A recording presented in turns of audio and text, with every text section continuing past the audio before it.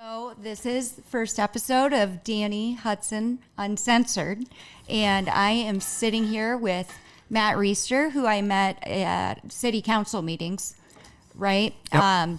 And we've had a lot of conversations, and basically I thought it would be important because you believe in a lot of the same things I do, just from all of our conversations we've had. And so I thought we should sit down, before we delve into like some city stuff. Yeah.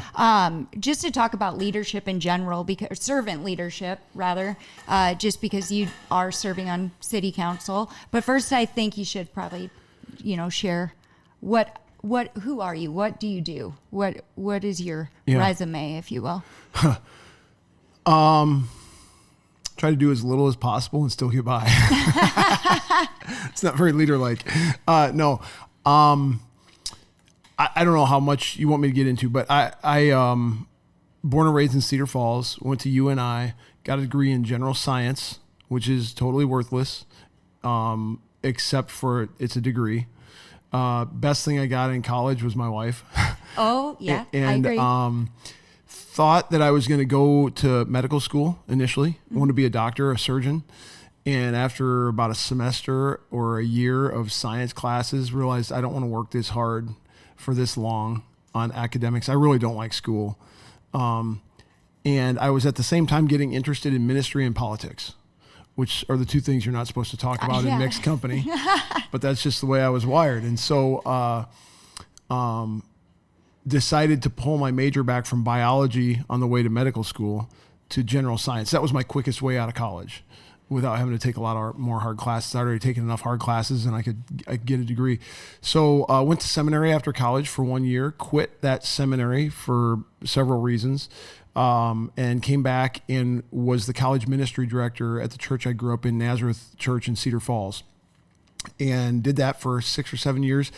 Was just kind of still had this political itch, and I had the opportunity to run for office in 2006 for the state house, lost a really close race. After that, I went to work for a organization, a ministry called the Iowa Family Policy Center. They're called the Family Leader now. And I was there till 2012, and I ran again for the Iowa legislature, this time for the state Senate in 2012. Lost another very close race. Should start to get the hint. Just wasn't ready yet. And after that, this is more than you want to know, and I won't get into it, but on election night, I had an epiphany in the middle of the night that I needed to stop chasing this political stuff, and I needed to get home. We've got 4 kids, and we've homeschooled them, and I was under the impression that we were being pretty intentional as parents to pass on the faith and values that we have and to raise our kids so they're ready to thrive as adults. But I was, when I was working for the Family Leader, I was running back and forth to Des Moines, lived up here, and just was convicted that I'm spending too much time away from home. And so my idea at that time was I'm just going to start a business. It's going to be a consulting business, and I'll just do random work for either political or ministry clients. And shortly after that, though, I got hired by the Canadian arm of Campus Crusade for Christ. That's a global, huge ministry. The Canadian arm had a digital strategy, and I was the U.S. director for the digital strategy. And I randomly fell into this thing. The story of how I got into that is crazy. So I did that from 2013 to 2020. And in 2020, I was asked to consider being the director of a ministry called Christian Crusaders. It's a radio and internet ministry. Been in Cedar Falls for 89 years now. I laughed at the guy who asked me to apply for the job because I thought that ministry was outdated and on its way to the grave. And he told me to pray about it. And he told me that right before he hung up, he said, just one thing you need to know about this is the slate could not be more blank. The board knows that we need to make some changes. We need to update this thing, and you're going to basically be able to do whatever you want. Resurrect it. And so I was like, okay, I like whatever I want, and I like blank slate. So I started that in 2020. I'm still the director of that. I also serve as the director of the Cedar Falls Bible Conference, 105-year-old annual Bible conference that takes place in Cedar Falls.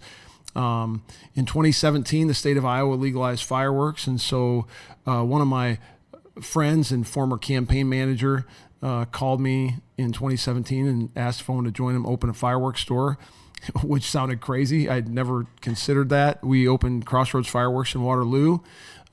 Since then, we've added one in Bettendorf. We've got one in Little Man, and we're building one in Des Moines right now. And so ministry and fireworks, and I coach basketball at Cedar Ridge Christian School, the high school varsity boys. Anyway, that's a long-winded answer to your simple question. But nevertheless, you're still very multifaceted, we'll say. I mean, people, I just want to make sure, like, I don't think of that as a flex. Like, people are like, oh, wow, you do all these things. Like, no, man, like, if I had to do one thing all the time, I wouldn't make it. Right. You're like a squirrel. Yeah. I have ADD, and it's like, and I love it. So I've got 6 or 8 things on my plate, and anytime I'm working on one and getting bored with it, I just change the channel to something else. And if I didn't have that, if I was working in a cubicle or in some job where I had to stay on task the whole time, I'd get fired, because I'd get up from my desk and go walk around for 45 minutes because I can't stay focused on something that long. Absolutely. So I've been blessed to live a career that I don't get fired from, because I've got plenty of stuff going on. Absolutely. And have you ever thought, like, with fireworks thing? I mean, that's patriotic, right? 4th of July. Yeah, so I mean, you're still in that. Yeah. That fits. What's crazy is the fireworks. I mean, for the most part, that business it's financially helped us so that I'm able to work ministry jobs. The ministry stuff is close to my heart. Mm-hmm. It's what I care about the most. It's what I get fired up about. But none of those jobs pay very well. Right. And so fireworks has allowed me to make enough money so I can work jobs that don't pay me well, which is really awesome. So absolutely be able to fund your acts of service, yeah, right? Absolutely. Yeah. I mean, I don't want to say I'm getting paid, but it's not total service. Well, you have 4 kids too, right? Yeah. They get expensive. And so you have been on city council for the city of Hudson for how long? Let's see here. I was elected to my 3rd term in 2023. So subtract 8 from that. So 2015. Okay. I think 2015 was the first time I was on the ballot. Right at that table right there, Dan Brobst, I got a call from a guy. They knew that I'd run for office. Okay. And we had just moved here into the Hudson city limits. And I don't remember what was going on in the city of Hudson at the time, but they needed some city council members. And I didn't know Dan Brobst from a bale of hay. And he called me up and, hey, can I meet with you? Would you run for city council? And I said, no, I'm not really interested in that. I don't have political aspirations the way that I did. And he was pretty persistent. And I said, okay, like, if I considered this, what would you need from me? And he said, a photograph and a bio, and we'll take care of the rest. I was like, you got to be kidding. I remember he came over to the house. I said, what's my minimum requirement? And he said, come to the meetings and don't have alcohol in your breath. It's literally what he said. And was that a problem? No. I don't know, but that's what he said. And so I got written in 2015, and then 4 years later, in 2019, I suppose, I didn't turn my paperwork in. I got written in again. And then in 2023, I actually did put my name on the ballot for the first time, because I was bound and determined to represent the citizens of Hudson who were very opposed to the traffic cameras. Including you. Including me. Yes. And so, but we didn't even have to handle that at a city level because the legislature took care of it for us. So. Absolutely. Yeah. So then after that, and currently, do you feel like your place with that position now has changed since from when you started, or like the level of importance? Have you? Yeah, I mean, I suppose a little bit. I mean, I wanted to, kind of when Dan first reached out to me, and I was elected on a slate. George Wessel was written in that year. Myself, Brenda Engel, and Mike Stabell. Mike Stabell, is it? Yeah, I think so. Mike, yeah. No, I'm thinking Mick Stabell. That's the musician. Anyway, sorry. if he's watching this, but he knows who he is, and everyone else does too. Yes. We were written in, and so, but before I agreed to that, it was kind of like, okay, like if I end up getting on, I want to actually take it seriously. Mm-hmm. And so I kind of decided early on, like, if I'm going to do it, I'm going to do it, hopefully the right way. I would say, looking back though, I did have a little bit more of a warm body mentality about, I'm just going to sit in here. I mean, no one else wants to do it. They're lucky they've got someone. So here, I'll just show up at the meetings and this, obviously, in the last year, certainly, and even before that, it takes a while to get onboarded to something like that, so you really understand what's going on. You look at these budget numbers in your first year, and I don't even know what this means. I don't know what to compare it to. I don't know how things operate. Well, you're into it for 8 years now, or 10 years, I think I am now, which is crazy. I mean, I never intended to be on the Hudson City Council for a minute, much less 10 years. But now you see how things operate, and you kind of understand more. And so the level of conviction or awareness or, oh, okay, I get that. And now I get that. You're connecting dots, and these things could be done this way or that way to make it better for taxpayers or whatever. Right. Yeah. Which is interesting because, what we're seeing like on a federal level, we're seeing simultaneously on a local level. And I think going back to, Dan Bropes called you 10 years ago and asked you to jump in this position because what's the reason? Nobody wanted to do it. Right. Right. And I think that we see that at a lot of places, people not, stepping up, or I don't even think a lot of people were paying attention to local government, right? Right. And so is what happens is, you got people begging to do it, but really it's not sold anymore. Like it's not sold. People just forget, oh, you run for office. At least from my generation, I was, growing up, I never paid attention. Right. Nobody pays attention. Yep. Until I obviously became editor of a newspaper and, started with public notices and saw the importance of spending and also looking at, leadership. The people in these positions, you're in as a leader. Yep. Serving your community. And so I think it's important to ask with that position. Yeah. How do you take your role? Like, what are your responsibilities in that role for any city council members, servant leader? I mean, there's I don't think you're asking this question. I don't think you're asking what's your logistical role. Like you have meetings every 2 weeks or whatever, and I'm on this committee and that committee. So there's that. Right. But you get a council packet, which you need to look at ahead of time so you know what's coming and, kind of ask any questions or, take phone calls from citizens and represent what they say. I mean, that's all a given. But represent, so you are there to represent the people. I got the impression by the way you asked the question. I mean, that's all that should, to me, that's just a given. That's like 5th grade civics. You know what I mean? Like but maybe you weren't asking this question, but the question behind the question is like,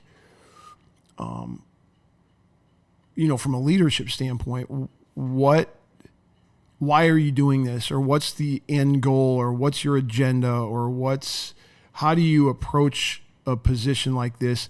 Not in a logistical way, like drive my truck to the meeting at 6:00 tonight or whatever. And you walk in literally at 6:00. Yeah, there's no need. Not even a minute earlier, by right? By the way, there are people on the council and sometimes in the audience, or whatever you call the audience at a council meeting. What do you call it? The audience? Citizens? Whatever. The gathered people. Masses. Who like kind of scoff and chuckle. Oh, here comes Matt. It's, why would I come early? I don't understand that at all. Like, you're going to come 5 minutes early and just sit there? Like, what's the point of that? So anyway, I'm always late for everything too, or not late. You're on time. I'm actually late for everything. That's one reason why I don't run for city council, because it's like 5 minutes late. Danielle walks in the door. There's no need to be there early. Absolutely. Yeah. And so anyways, I just have to laugh because you're right. People do say that sometimes. And I'm like, But so restate your question so I understand what I'm answering exactly. Or maybe I already answered it. Well, I think a lot of times, when you're looking at elected officials in general, I think there is a lot of question, especially, let me take a step back. So when, I got into going to the meetings and everything, I realized how much I did not know, right? Yep. And as far as like elected leaders and what is their role? And their role is to represent the people, but also the best interest of their community or any elected position. What is your role and how do you follow that role? But based on your principles or beliefs. Let me use an example. Traffic cameras. Okay. Which are we getting too much into city council stuff? You want to wait until next time? We will go into that, we'll wait till next week. But I think this is a good example just to bring up of, your position the philosophy as far or whatever. Yeah, got it. So traffic cameras, I mean, and I'm not going to get into the whole argument. I think they're ethically and constitutionally wrong. I think that for somebody to be guilty until proven innocent is out of line with our entire justice system. I think the fact that it's on my shoulders because we have however many drivers in our house that we have and however many cars, I get a ticket 30 days later and I have to go track down who was driving that car if it wasn't me because the ticket's in my name, the cars are all in my name and I have to submit that. And wait a minute. So it wasn't you. I've heard you talk about this before. I thought it was like all you because you're a speeder. Here's the thing is, and let me just say this very carefully, like it may or may not have been all me, but I also have other speeders in the house. Yes. And why am I responsible for them? And even if it was me, the whole premise behind the whole thing in my mind is BS. Absolutely. And so, but your question is, how do you balance the will of the citizens versus your own conviction? Because if it's a pure representative government, then I should just take a poll and find out where the citizens are. And then wherever the citizens are, I should vote that way. Now, if it's just whatever I want, then I should say, screw the citizens. And I'm going to vote whatever I want. And obviously it's not either one. In the case of traffic cameras, it lined up well. I don't know if you remember this or if you were around, but the initial vote to bring traffic cameras into the city was 4-1. I was the only no vote. And there were way more than 1 out of 5 people in Hudson who were opposed to these things. I mean, 95%. I would honestly say it was flipped. Yeah. And so I had plenty of cover from the representative government side of the coin because if my perception is 3/4 or more of the people are opposed to these and only 1 out of 4 of us is voting against it, then I'm well justified in my no vote, even if I don't even believe, even if I don't have the personal conviction that I have, because you need to represent the citizens. Now, at the same time, if every person in Hudson would have been for them, I would have still been against them, and I'd have probably still voted against them, which sounds like, if you think about what I'm saying, I could be accused of copping out a little bit because I'm saying, well, when it benefits me, I'm going to appeal to representative government and say I'm just representing the citizens. And when representative government and the citizens don't line up with where I'm at, I'm just going to appeal to this is my personal conviction. But that's the balance that we walk. And here's the beauty of it in my case. And I've become more and more this way, not just about that role in Hudson, but about all the roles that I have: a coach, a leader of this ministry, that ministry, whatever. I'm going to do what I think is the best thing to do based on my own convictions, my own beliefs. And if you don't like it, fire me. Right. Like, you know what I mean? Like if you don't unelect me. And by the way, you wouldn't have been able to do that my first 2 terms because you didn't have enough people running for office. Absolutely. So it's like, do I care I need to tone it down a little bit here. I want to take every citizen's concern and anything that any citizen would say to me to heart. I want to listen. But if at the end of the day, after I kind of go through that balancing act that I just described, if I end up being over here and people are pissed at me because I'm not over here, okay, You've got an election coming up. Right. Get rid of me. I don't need to do this. I don't need you to like me. I don't need back when I first ran for office, it was a little bit more about me than I'm willing to admit. Like I kind of had this ambition and I was going to be this hotshot legislator. I thought that going down to Des Moines and being a representative, like, ooh, you're pretty cool. That's a big deal. It's not a big deal. I mean, go down there and hang out with those guys. A bunch of them are, I mean, it's not a super impressive group of people on the whole. Mm-hmm.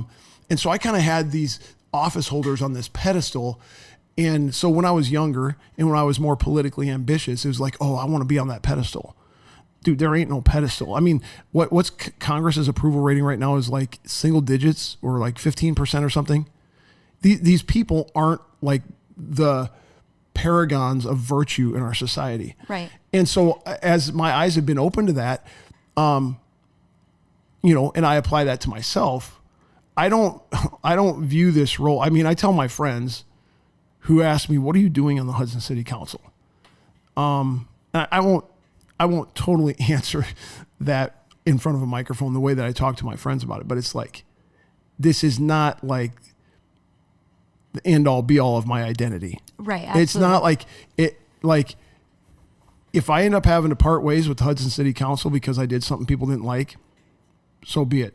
Right. And thanks for the extra time on every other Monday night. And right. Absolutely. Well, and the experience you gained, right? So I think that goes to show, though, back to what you were studying, and you have a master's degree, actually, which I learned in leadership. Yeah, it's a Master of the Arts, which academics would say that's not a full master's degree, and they're right. But I mean, who cares?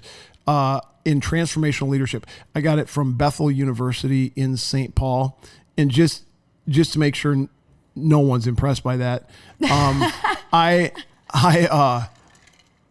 did it remotely. So I remember I said I went to seminary for 1 year. Mm-hmm. I went to this Lutheran seminary up there, which ended up being pretty whacked out, which is why I quit. But I had some credits. I was able to transfer them to Bethel, which is a Baptist university and seminary up there. And then I did their remote learning. So I was just up there a couple weeks a year for several years. And then I kind of petered out because I started getting into politics. And they called me up and they're like, hey, your credits are about to time out. And so, like, if you want to finish this degree, you better get up here and finish this. And I was like, I don't know if I want to finish it. Doesn't matter that much, whatever. And so I kind of drug my feet. They called me again, like, hey, you're supposed to respond. And, like, you're literally going to lose all these credits. You put some money into it, some time into it. And so I'm, like, basically negotiating with them, like, how can I get this done and have it disrupt my life as little as possible? Well, they gave me a couple-year extension.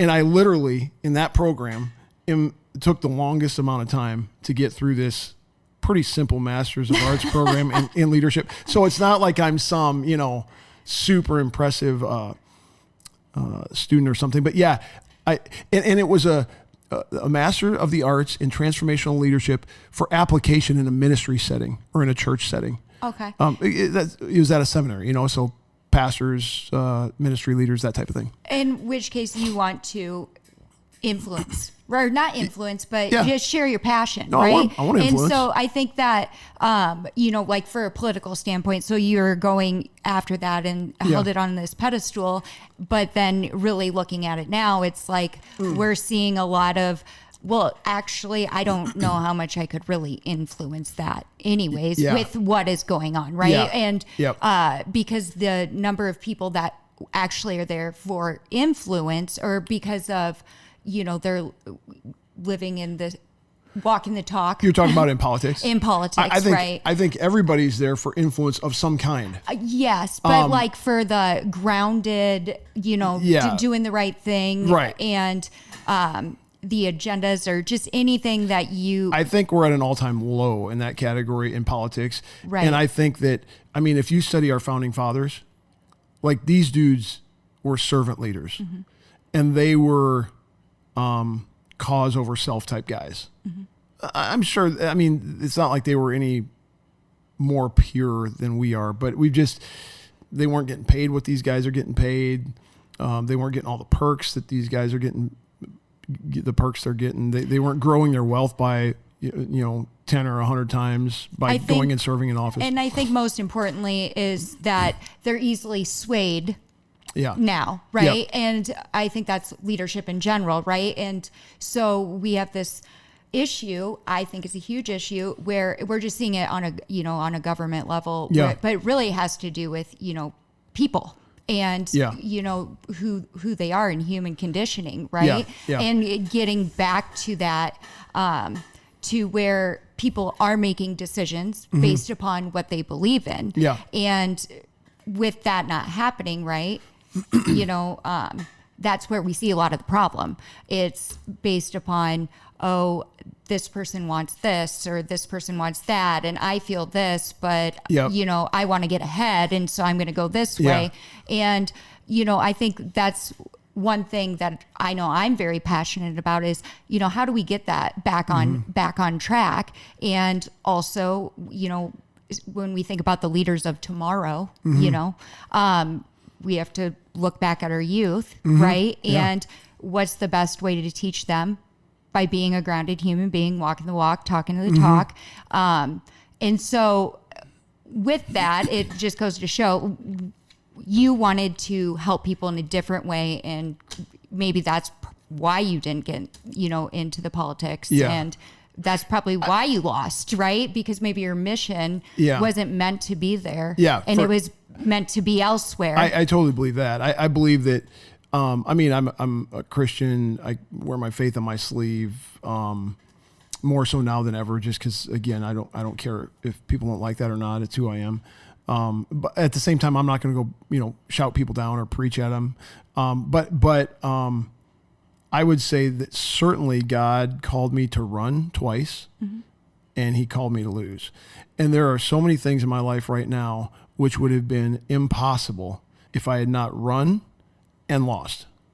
And so, honestly, even though I was less mature, and not that I'm totally mature now, at the time, and I was a little bit more about myself than I'd like to admit back then, I did still have, in my mind that I want to do this for the right reasons.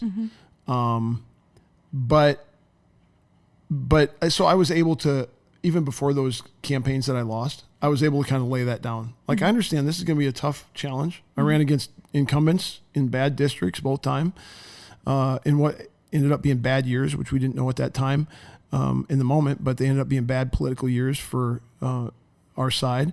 And so I have a very firm conviction that everything played out exactly the way it was supposed to. And I think one of the things it showed me is, and I'm not against being politically active. I think everybody should be. I think they should vote. They should be informed.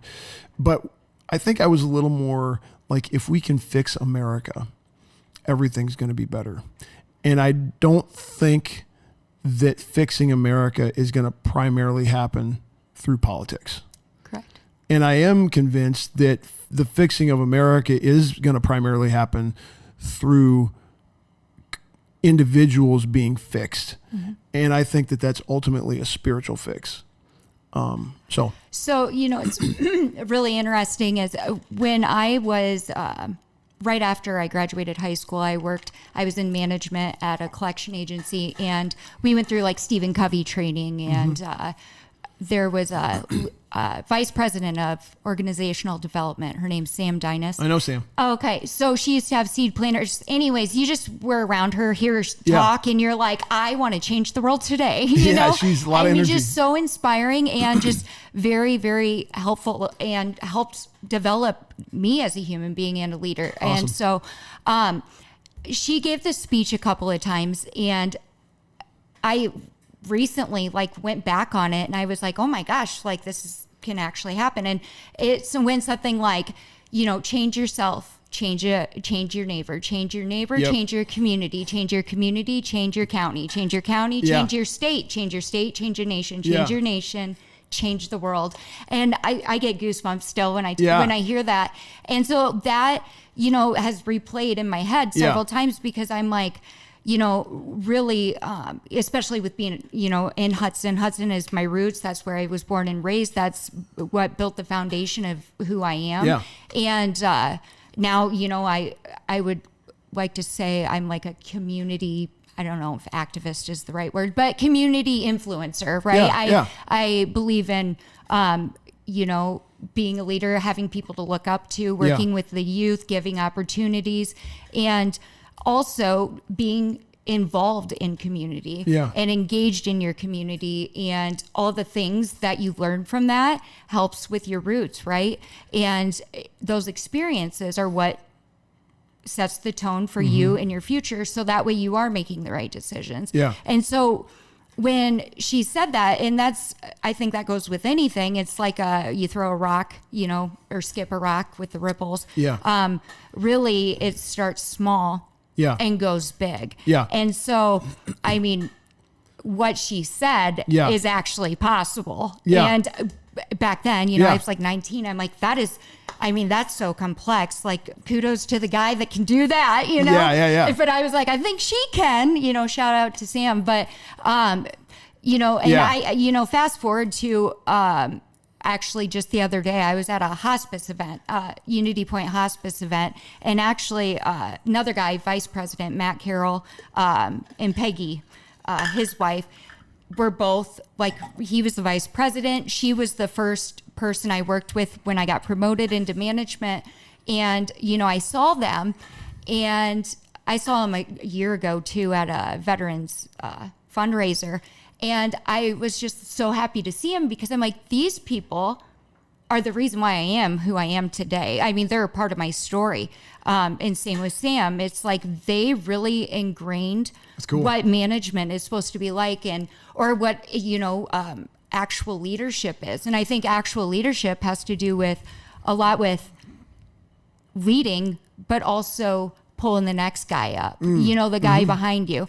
And so being able to see these people and just, say to him, hey, you know what? The reason why I am who I am, or where I'm at, or a lot of the things you taught me, I still use today. And I am so grateful for that. That's awesome. And, I think the most beautiful thing about all of that is they didn't know at the time that they for sure influenced me, right? And, even looking back at my journalism teacher, who I still talk to today, and actually, I didn't get a college degree. Like, I learned what I know through high school and experience from my hometown. Good for you. You didn't get scammed. Good job. I did not get scammed. I did go to Hawkeye for a little bit, but I like what's going on in our community colleges. I've got, by the way, I mean, people are going to criticize what I just said. My son is at Iowa, and my daughter's at Hawkeye.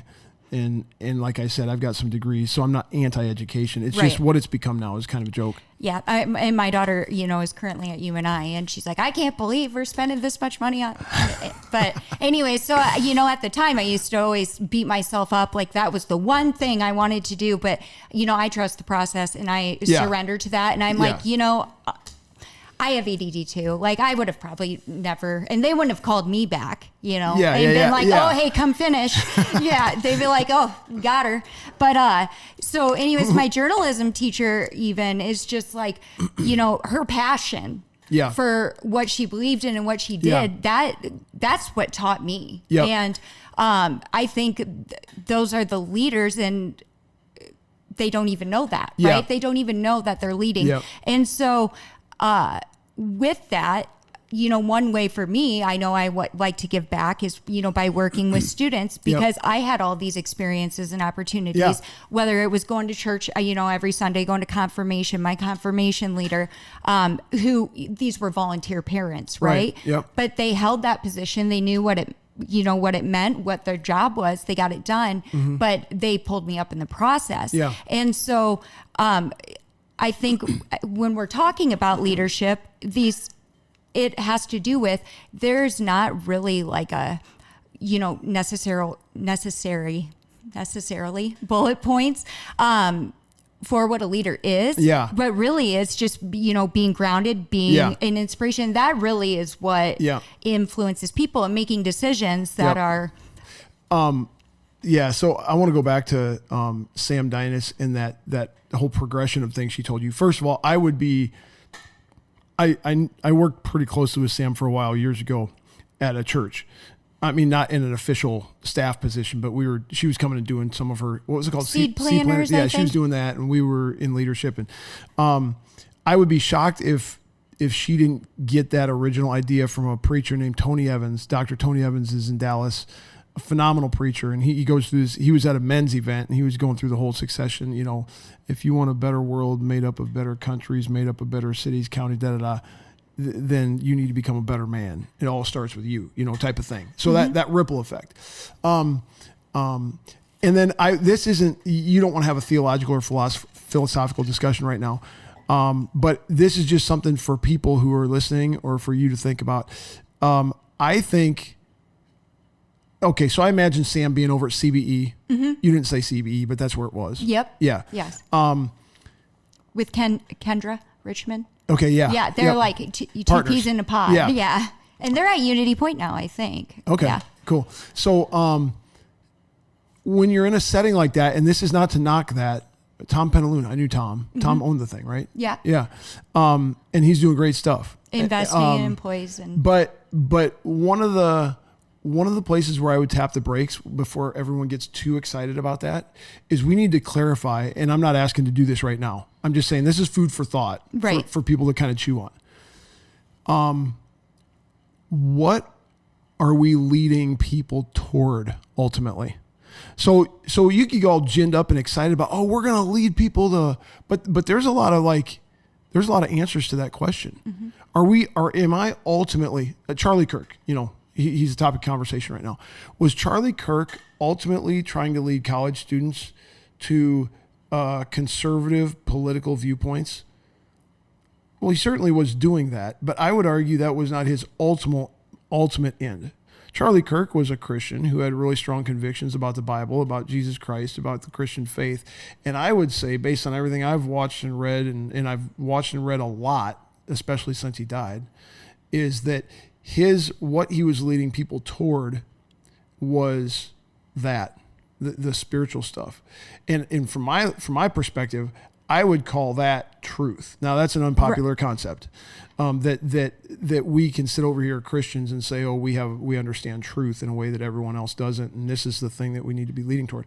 The only reason I bring all that up is to say, leading effectively and having the mindset of the ripple effect of if I become more influential, if I get my ducks in a row and then my family and then my neighborhood and all that stuff. Right. Well, it depends what my ducks in a row is. That's because this is a ridiculous example that gets overused all the time, but Adolf Hitler had his ducks in a row in a certain philosophy. Absolutely. You know what I mean? No, 100%. And he was a pretty freaking good leader. And so I think, so this is this, and I'm not criticizing you.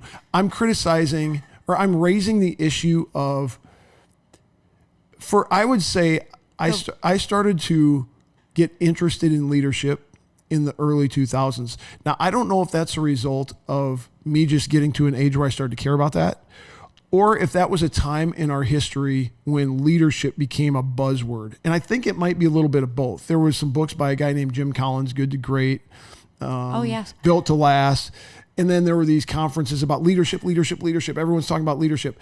And so everyone got really excited about leadership, including myself, but didn't maybe necessarily do the hard work of deciding and kind of the internal work right. of figuring out toward what ultimate end. What am I ultimately going for here? And when I was running for office and had political ambition, I was going for, maybe you'd say, saving America. And now I look at that and I go, what a puny vision. That's too small of a thing to give your life to. Now, some people might be like, what? That seems like a pretty big vision. I just think America's not going to be here forever.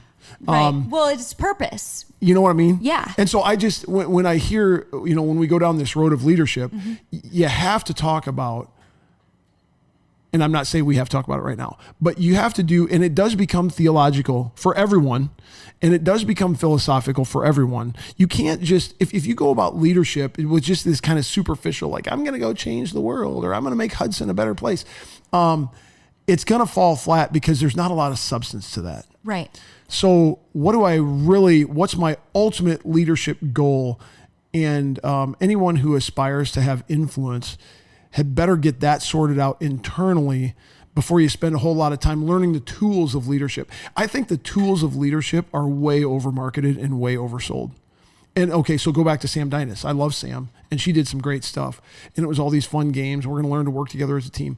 If you don't have figured out what is true north for you, and I would even say... That is a book, by the way. Not for you, yeah. Well, not for you, but what is objectively true north. I would say it another way. What is truth? If you don't have that figured out, then running around like this busy leader is going to ultimately fall pretty flat when it's all said and done, because you really didn't lead people to anything that really matters or lasts. Anyway. Which goes back down to, in my opinion, it goes down to purpose. And I mean, what we're kind of, or what you're talking about is more or less, I think there's like an ego version, right? Okay. And then you have like your actual soul and purpose. So when the thing with like those management trainings or Stephen Covey trainings, did that impact everybody like it did me? No, but I'm like, I'm like a sponge, because I think, what is my purpose here? Right. And what's my goal? And live the best life I can. Yeah. In truth, yeah. Which I say that all the time. And also wanting people to feel free themselves. Like, I want to feel free. And what does that mean to me? It means being honest, having tough conversations. Yeah. And actually, I mean, that's one thing I really wanted to touch on too, is I want everybody to feel a sense of purpose. I want everybody to feel part of something. And that's what we are, is we're part of something bigger than ourselves. And what's the best way to be a part of that is to be your true self. That's right. And it is a healing feeling inside, when you can do that. Yeah. This is really funny. When I was getting my master's, there's a guy up at Bethel University, Bethel Seminary, named Mark McCloskey. He started this degree program. And it was the first master's program at a seminary in the United States that you could get remotely. So this is like early 2000s. And this is the one that you took the longest to get. Yeah, okay. yeah. Yeah, it took me like 10 plus years. Embarrassing.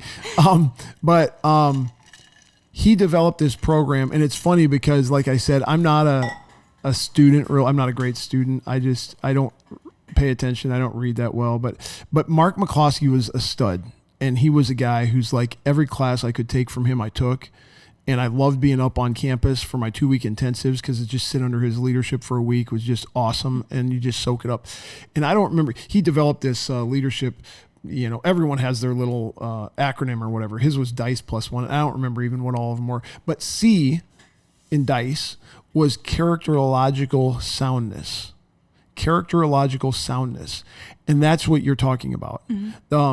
When you say being grounded or being your one true self. Like, characterological soundness is I'm sound in my character.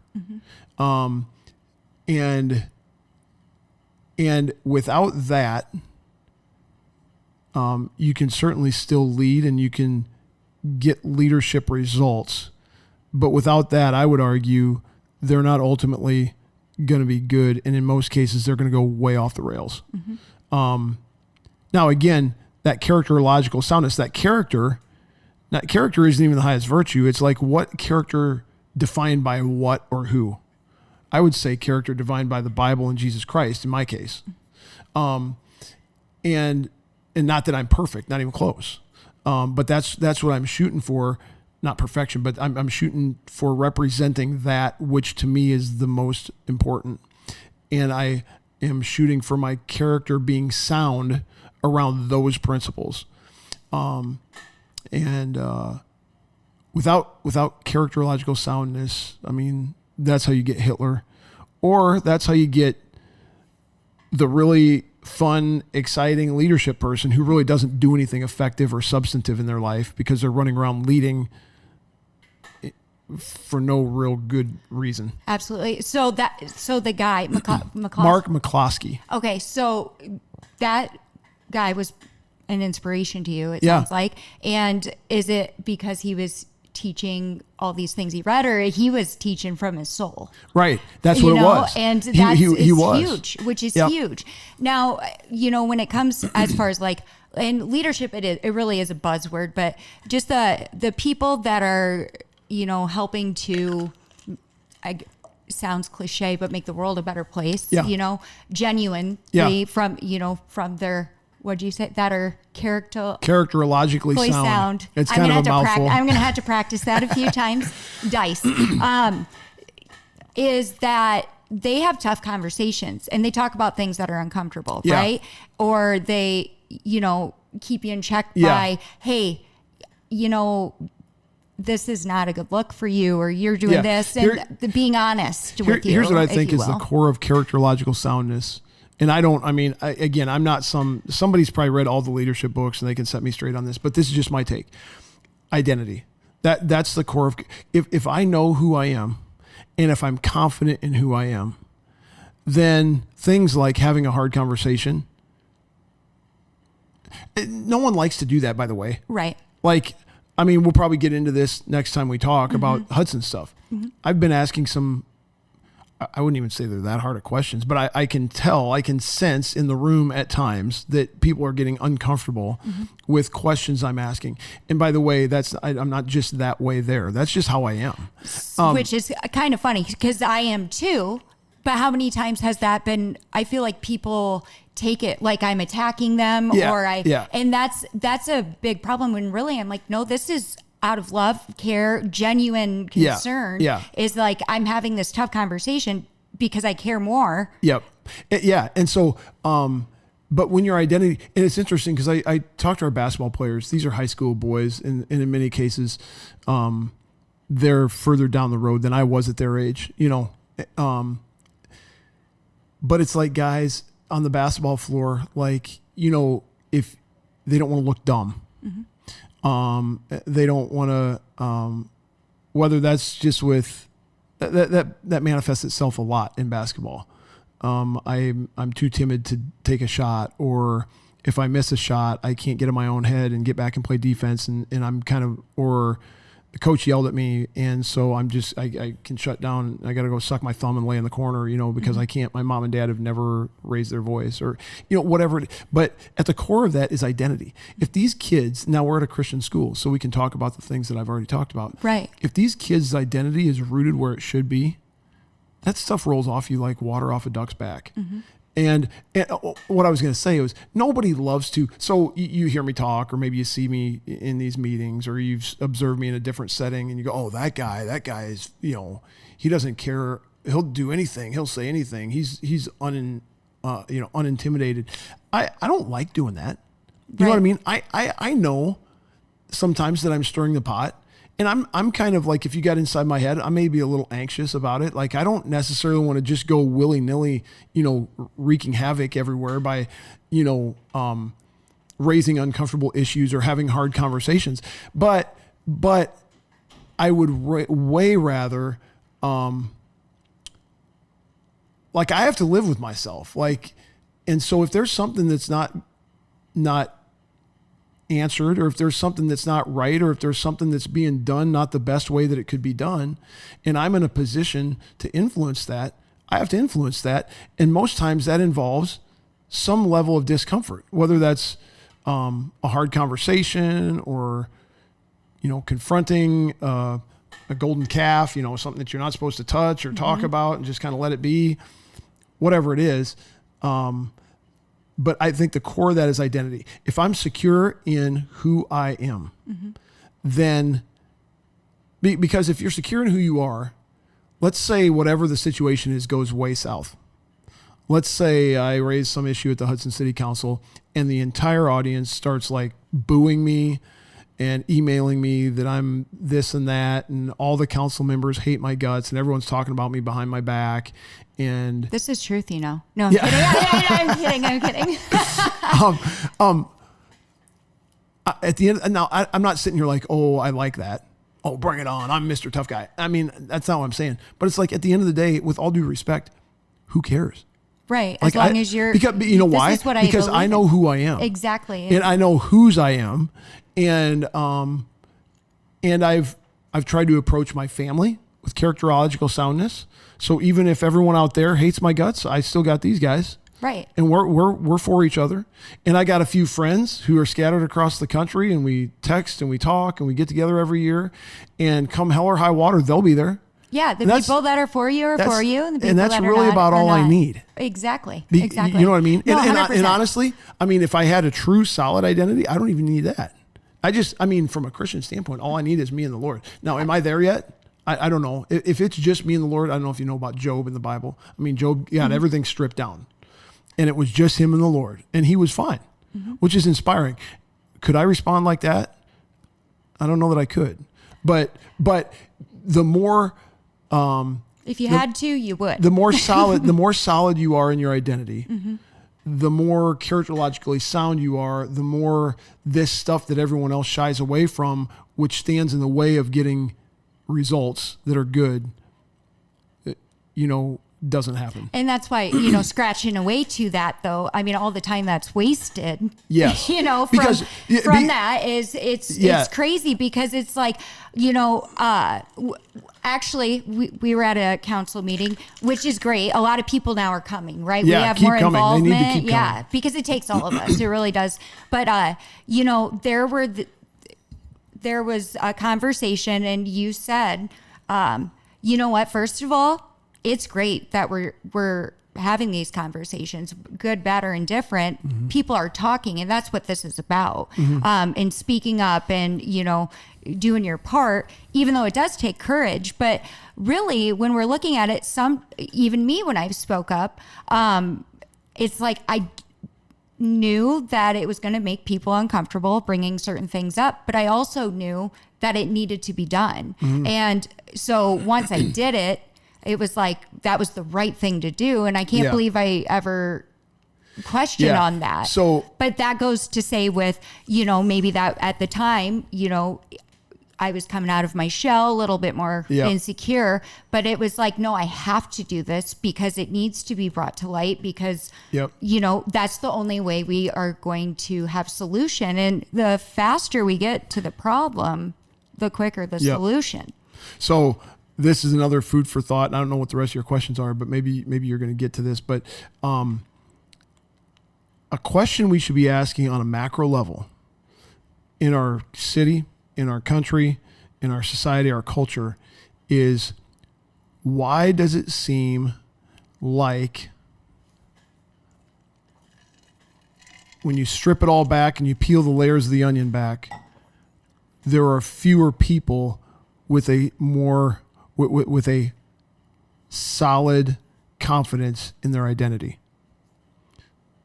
It's a good question. Absolutely. Because the reason, what made me think about this is when you said, how much time do we waste dancing around this stuff instead of just having direct conversations, some of which might be a little uncomfortable. But honestly, I've been in settings where uncomfortable conversations end up bringing about a result that we all would have signed up for ahead of time if we would have known we could get to that result. If we just went through this little dark, we call it the tunnel of chaos. If we went through the tunnel of chaos, we could end up here.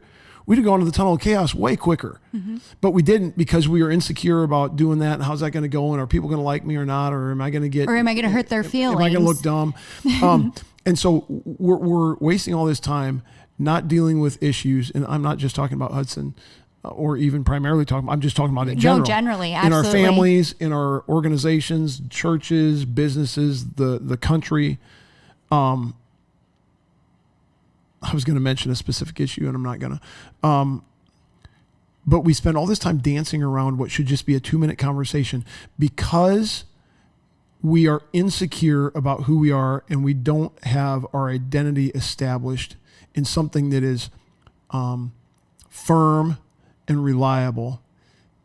And so the question is, if it seems like that's true, and it seems like we're more going that direction than we have in the past, what's at the core of this identity crisis that we all have in America, in the West, in the world? I don't know. Well, and I think too, a lot of times it also has to go with, I don't want to hurt somebody's feelings. right? Which to I me don't is- want to hurt their feelings, which which to me I'm is like, an you're hurt. insecurity, because really that's about you. Because if I hurt their feelings, they're not going to like me. Well, not just that, or like, I don't know if they can handle it or whatever. Because yeah. I think I'm always worried about how are they going Right. to take the message. Because, yeah. But really, at the end of the day, and this is how I was raised, by my grandparents and, well, actually my whole family really. Mm-hmm. And, so very well-rounded with people, but like my grandpa did not hold back at all. I mean, I was very grounded at a young age with what very great. strong beliefs and old school traditional. Yeah.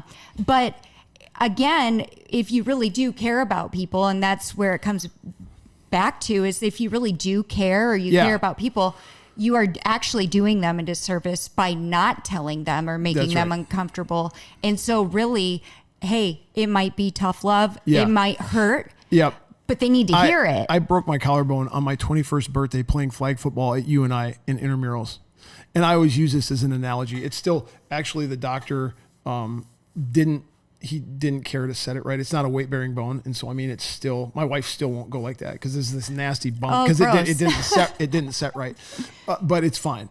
So you're a little off balance. But No. yeah, but like, in today's culture, it's like we just want to tell people what they want to hear, this warm, fuzzy kind of fluff stuff. Like, you understand that if I break my collarbone and I go into the doctor, I mean, I remember getting that thing pulled back, they put a harness on you and they crank your shoulders back and that hurts like a dog. I mean, like, I just remember about passing out, like no meds, nothing. He cranks this thing on me and you're lining these bones up, which obviously didn't totally even well, work. but Wasn't even worth it. It was enough to hurt like a mother. And, so we could have avoided all that pain by him just letting me kind of limp around like this. And it's, I don't want to hurt. I don't want you to feel any pain. And so we're just going to kind of give you some medication and just hold your arm like this for a while. And then I'm really going to be like disabled. You know what I mean? Mm-hmm. So that analogy fits here. Like sometimes the pain, the hard thing, the uncomfortable thing, it's the best thing for us, whether you're a kid in my basketball program, whether you're me. Over the years, we've had to come to terms with some financial realities that aren't comfortable, or, everyone, there's all kinds of applications to that. Well, and taking things, personally too. Yeah. And, when you're talking about that, I found too, because like I want people to tell me, if something's not right, right? Mm-hmm. But it is really hard to find people like in your circle that will do that. Or I should say, that's something I really have learned, I think, over the last, 5-10 years. I just had a situation with one of the things I'm involved with. I'm going to try to be vague, where there were some people who weren't happy with me about how I was handling a certain thing. Of course, no one came and told me this to my face. Mm-hmm. And finally, there's a guy who I'm pretty close to, and who we work closely together in a bunch of different stuff, who just ran into me in the hallway at a place where we were. And he said, "Hey, just a heads up. There's some chirping going on about this and that. And it's not a big deal. You don't need to stress about it. But I just wanted you to be aware that that's going on." Well, the impression I got from him was like, "Oh, this is no big deal. And there's some chirping and it's not." But I would later find out that there were like people calling for my head, because of this stuff that would easily be dealt with in a 3-minute conversation, but no one wants to have the conversation and get the real facts. So they all talk to each other, however many of them, 3, 2, 6, whatever it is. And they come up with this narrative that if we'd had a 2-minute conversation, I could have both said, "You know what? I accept your rebuke on these 2 things. And this 3rd and 4th thing that you're saying is totally false because it didn't happen the way that you think it did." But no one wanted to have that conversation. And even the guy who told me was like, he kind of soft-sold it to me.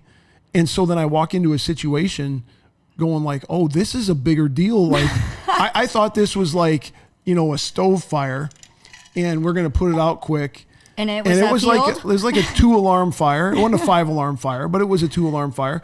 It's like, so I called that guy back. I was like, so that was a little more than what I was expecting. Like, what's going on here? You know? Right. And, but yeah, it's way easier. It's way more efficient if we just have the hard conversation. Absolutely. Agree with you on that. And so what do you think, was it your childhood or just the way you're wired, or what instilled that in you? You talked about your grandpa being old school. I mean, you know, I had an amazing upbringing. My mom and dad, strong faith, hard workers, just common sense people. My dad's a plumber, but he's also on the Cedar Falls School Board. And so he was kind of this blue collar guy who kind of roamed in white collar circles. And what was interesting is he would get calls. He was like he was the guy who had the pulse on what people really thought. Because he was a common guy. You know what I mean? It sounds like my grandpa. He wasn't running around with the bankers downtown and the lawyers. And I mean, no offense to those guys. I mean, we need bankers and lawyers and professionals, doctors. And my dad, that's not who he was with. He was just in people's houses fixing their plumbing and their heating, and was good at it and treated people well. And so they just open up to him about their thoughts about the schools. And so all of a sudden my dad becomes kind of the guy who's like got the pulse, the actual pulse on the community, not just what we want to say the community thinks, but what they really think. Hard worker, he's still alive. He's 87 years old, and my mom too. And my extended families, I mean, we're both good, solid, hardworking people. I don't mean to drive this knife into you at all, because you're coming from a broken family, but you had a lot of support. But I think that, and I tell my parents this, like, one of the greatest things they could have done for me is stay married. I mean, you just see the carnage that happens, and no one intends it. You know what I mean? But it's just when there's divorce, and there's just a security that comes from, knowing that my mom and dad and that this family that I've got is just it's gonna be intact, and this is who we are, and come hell or high water, this is what we're gonna be. You know, obviously raised in the faith, raised in the church around great, you know, adult godly people that I could look up to and be inspired by, and just, you know, a set of values that was just the way you were raised. I mean, absolutely. Which is the way a lot of us were raised, but like some of us are getting poached by this nonsense. Like, how are we getting convinced that stuff is no longer pertinent? I mean, and you know, it's really interesting too, which, you know, I think it was in my late 20s or maybe even early 30s when I actually figured this out, because, you know, small town of Hudson, you know, I didn't meet my dad till I was 7, and my mom was a young mom, and I had some really great grandparents, and my grandparents were divorced, but my step grandma, I mean, I had a very strong support system. Yeah. But growing up, when you're the only kid without a normal family, at the time, I never saw it as a normal family, right? I just felt like out of place. Yeah. However, you know, looking back, I actually was so blessed because I got the full spectrum of everything. And my grandparents, I mean, they were very big on, we went to church every Sunday. We went to Sunday school. I was confirmed. We had got together as a family, like the strong sense of family doing the right thing. Please and thank you. Eat everything at the table, you know, drink your milk. And another big one was, you know, children don't talk when the TV's on. You know, grandpa gets control of the TV. So we're talking really old school, which is funny because my mom always joked that I, you know, broke my grandpa because, you know, all of a sudden he started letting you do it. Oh, he would let me do that, or he would never give a hug goodbye to anybody. And my mom was like, but you would sit on his lap and say, give me a hug goodnight and tell me you love me. And she's like, he never said that. But nope, that was a thing every single night. And so it's just like, you know, well, and I acclimated him a bit. I would just interject this, like from a faith standpoint, you know, I talked about what the ideal setting is for a family, married parents, the whole deal. And I do believe that. But I also think that God is in the business of bringing good things out of all situations 100%. for people who trust him. And so that was redeemed for you. You know what I mean? It was. Well, and, you know, especially when I think there was this big identity thing, right? Like I just felt like I didn't belong anywhere. And so anyways, I never thought I would share this story, but I think I will. You know, because I really did struggle with that. Like, you know, when you're a young kid and you're like looking, you know, I don't know who my dad is or whatever. I knew he coached, you know, but, you know, there was a lot of confusion. But then my mom one day told me about the story. She battled with actually anorexia and bulimia big time, to the point where like she was 90 pounds, so thin. Wow. And, you know, she went in to the doctor because her back hurt really bad. And he was like, well, you don't have a UTI, I mean TMI, but I did a pregnancy test just for whatever. It was you? And so it was me. And basically, I won't get too deep into that, but then come to find out she was 5 months pregnant. They had no idea she was pregnant, right? And that's you? This is me, right? So they were like, you know, we don't even know how you got pregnant because you hadn't been ovulating or whatever because she was so sick. And so then they're like, don't know. The Immaculate Conception. Yeah, right. They don't know how this baby's going to make it, you know, when you're not eating. And I mean, we're talking, that's a mental health disease. So then it's like, okay, well, now you got to gain weight. You're 5 months pregnant. And that doesn't just flip. It does not flip. And so then she, you know, wouldn't look at the scale. They wouldn't let her look at the scale when she go in for her checkups. And it was this Dr. Taylor in Rhinebeck, I think, that really helped her through it. Wow. And so then she went to labor October 30th on an ice storm and went to Grundy Hospital. And an ice storm October 30th, right? Which is weird. So she's there. Weather's terrible. She ends up being in labor for 49 hours. Holy cow. And anesthesiologist couldn't get there because of this ice storm. And she had broke her tailbone before. And so it was like crooked. Is what was happening was I kept banging my eye Crooked in the wrong way. Against her tailbone. So they ended up having to break her tailbone. And with no anesthesia. With no anesthesia.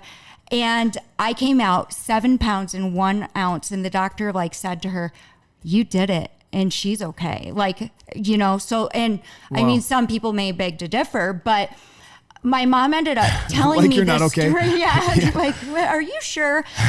So my mom ended up telling me this story, and she was like you were meant to be here. Like you fought to be here. Yeah. Like we don't even know how you got here in the first place. For sure. And so, and that, you know, I was like, yeah, whatever at the time. But then, you know, over time it was like, that's an identity thing.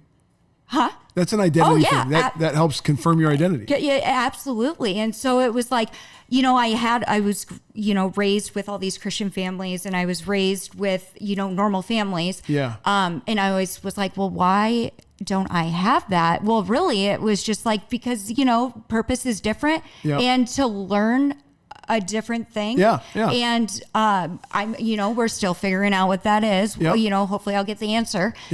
But it was just really interesting. But the thing is that I was also a sponge through all of this. And so I absorbed what I believed to be, you know, what I believe in, you know, and I absorbed all the things that I believe are the right things, which just so happen to be the same things, you know, what you believe in. Yeah. And so it is kind of interesting, but I've asked myself that many times, like, you know, I believe in these things, but that's not really what I had, but I did, you know, type thing. So an interesting story though. That's I don't know no, what brought that cool. up, but 49 hours. And I mean, she reminded me of that often. That's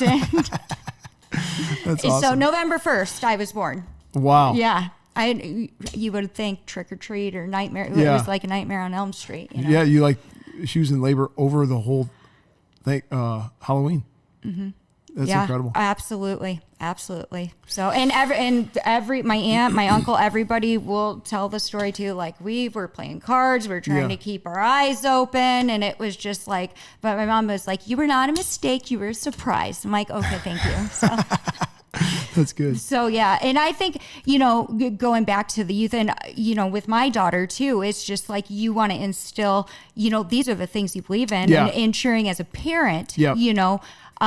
that they have that, solid foundation Yep. to go forward. Yep. Because again, that's what carries on throughout Yep. this world. Right. Yep. And, brings those roots Yep. back, with a, 100%. strong character. What did you say? Characterological soundness. Character. That was the C in dice plus one. Dice plus one. What was the plus one? The plus one was after you establish these 4 acronyms. One of them was intellectual flexibility.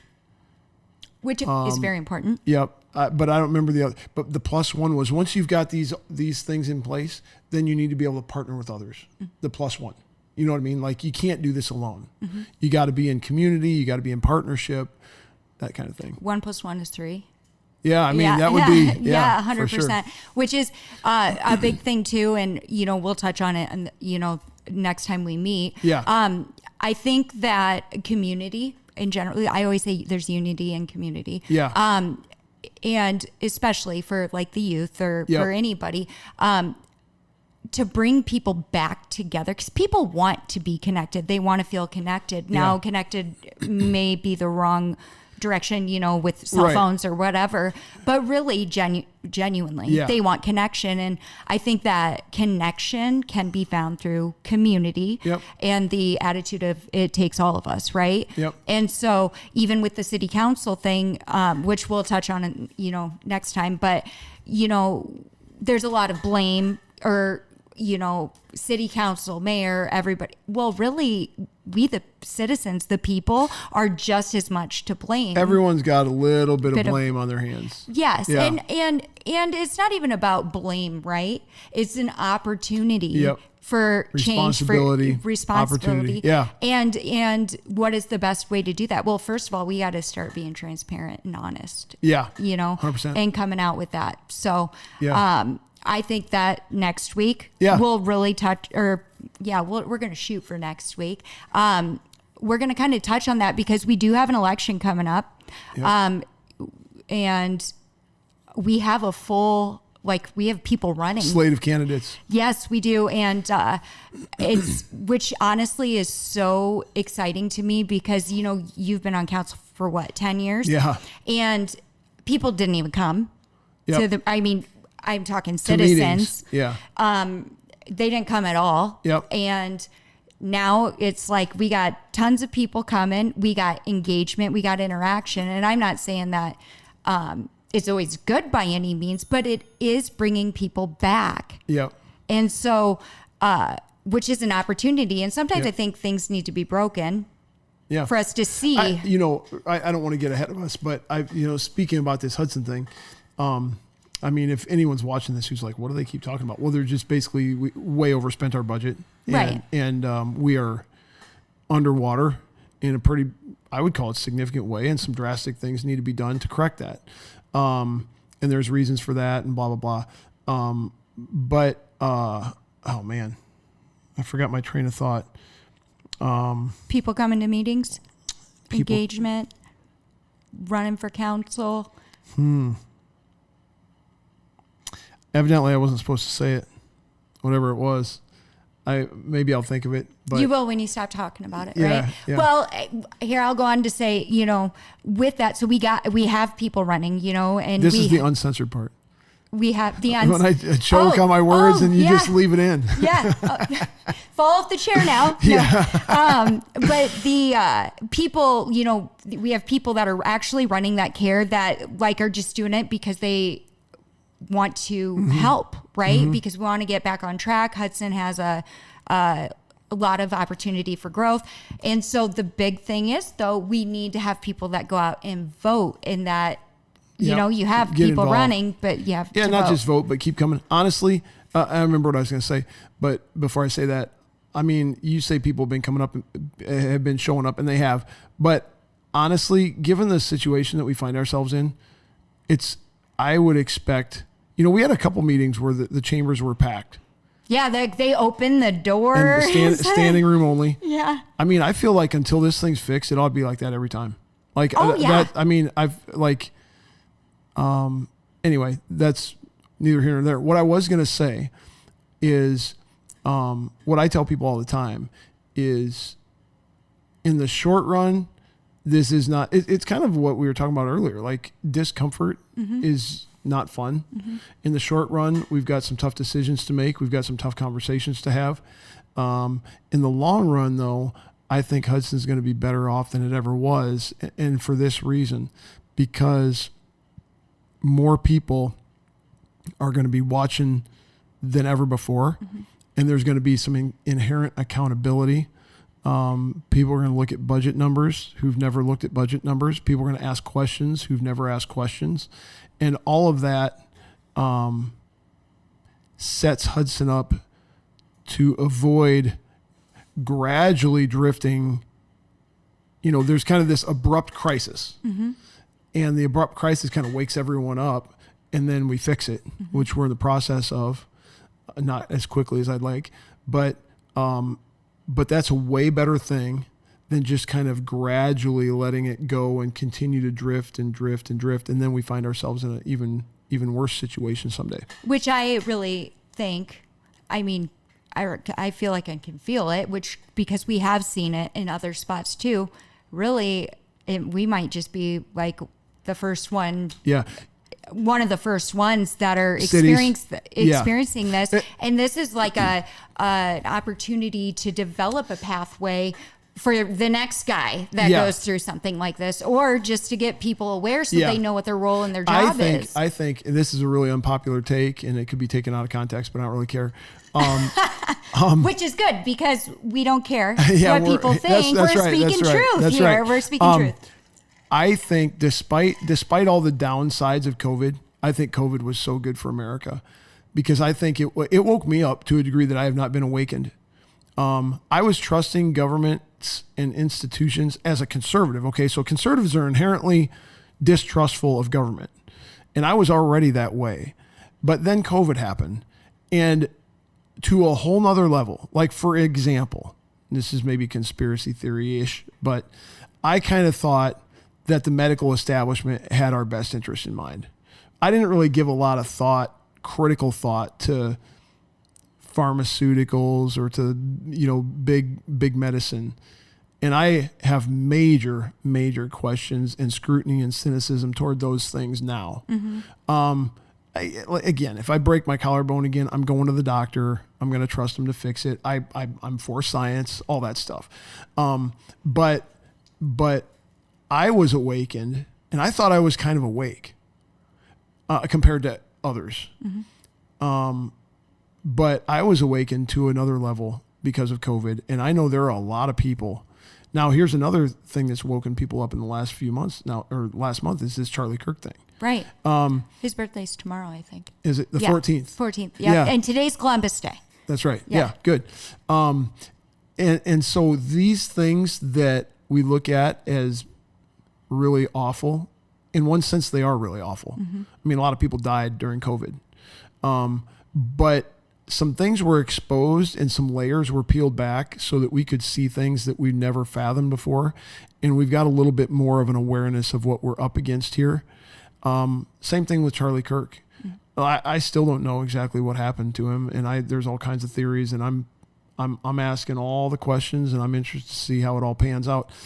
But regardless of that, having a guy who really is a good guy trying to do good stuff, you might not agree with him on everything, just get murdered graphically in front of the whole world, and it's shared on social media. I mean, that is a wake-up call. And then that memorial service, it's like, did I ever think I would see that many people parading up to the microphone from high-powered positions in the United States government? It was basically a Billy Graham crusade, which is crazy. Like, and back to my very original point, like, politics isn't going to fix this deal. I mean, it's human. It's human condition and beliefs, and it comes back to that solid foundation. And so this stuff is good, even though the delivery mechanism was bad. COVID, Charlie Kirk. My mom actually passed away from cancer during COVID. Actually, like the day they changed the restrictions to be the strictest was the day she passed away. Wow. But to see the COVID thing and then also like her experience with cancer and with the medical, I mean, I was being awakened to a lot of that stuff, you know, shortly before that. Yeah. And you're exactly right. It's like, what? Yeah. Wait a minute. Mm-hmm. And where you're like stopped dead in your tracks thinking. And also you look at the people where it's like, are they desensitized to this? Yeah. Where like for us, we're like, you know, this is somebody who's passionate. You're a passionate person. I'm a passionate person. He's passionate. He believes in something. Yep. And my grandpa would always say, it's always important to respect somebody who has an opinion. Yeah. And you always just hear their side and you share your side and you have conversation. Yeah.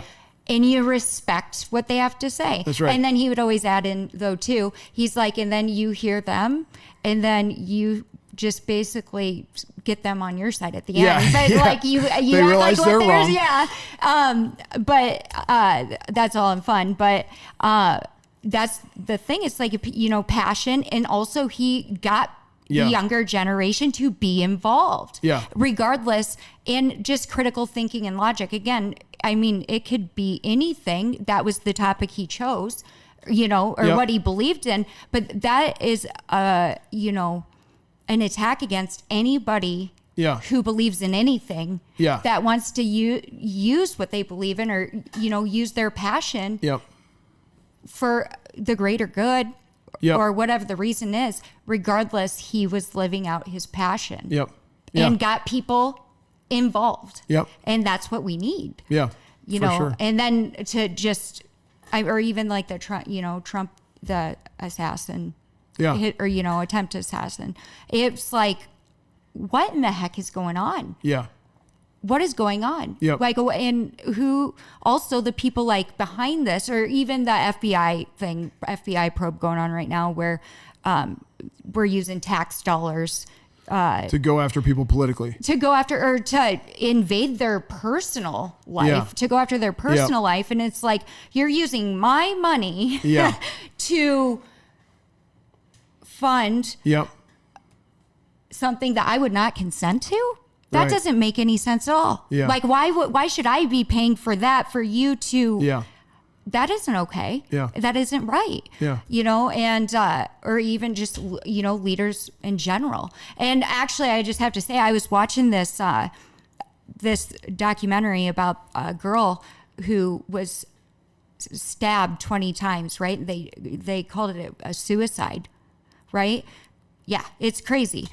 This Ellen girl, it's in Philadelphia. Okay. And they're just trying to get the medical examiner to change it to homicide. It was a homicide, then they switched it to suicide. And then they ended up, you know, what the heck is going on? How 20 times? Yeah. And so they really had to fight to get it switched back to homicide so an investigation could open. But then it's like almost like a conspiracy. Like, wait a minute, did the police department? There had to be something in there. Interesting. And then everybody becomes complacent. So then they switch it to this. Who's making these decisions? But then you're also, as a leader, if you're making this decision, you're getting people to become complacent. Right.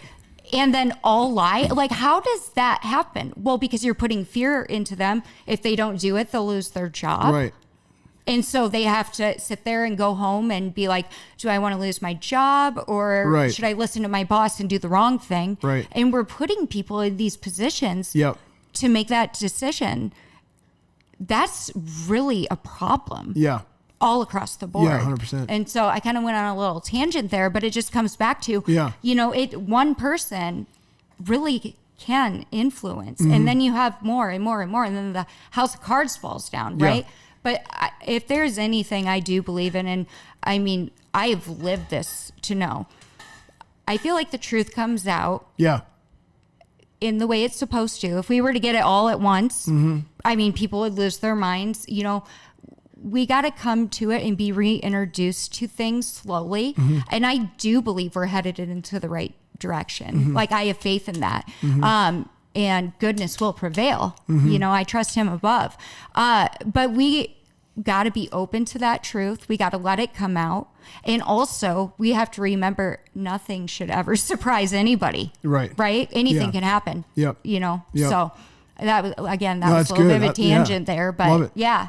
So, well, I think that we're good for now. And we're going to touch base. I'm going to go a little deeper.